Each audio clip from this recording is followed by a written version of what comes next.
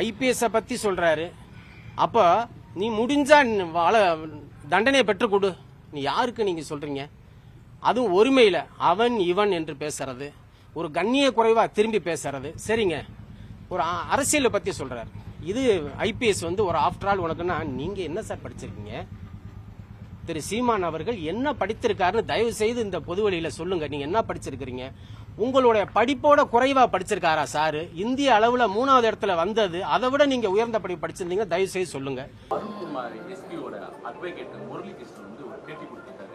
என்னுடைய client at least IPS சொல்றாரு. சீமான் என்ன படிச்சிருக்காரு கேட்டு சொல்லுங்க அப்படின்னு சொல்லியிருக்காரு. சீமான் என்ன படிச்சிருக்காரு? நான் அகில உலகத்தை படிச்சிருக்கேன். ஐபிஎஸ்க்கு சொல்லுங்க. என்னோட தர்க்க ஒரு அறிவு சார்ந்து ஒரு விதத்துல பேச சொல்லுங்க. நீ உனக்கு படிச்ச சட்டமே நினைவில் இல்லையா? நீ ஒரு ஐபிஎஸ் கேடர், நீ பத்திரிகையாளர் சந்திச்சு பேட்டியே கொடுக்க கூடாது.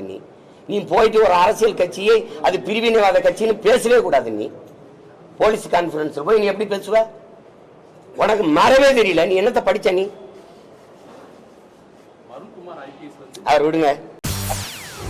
செய்திகளை உடனுக்குடன் தெரிந்து கொள்ள உடனே சப்ஸ்கிரைப் பண்ணுங்க.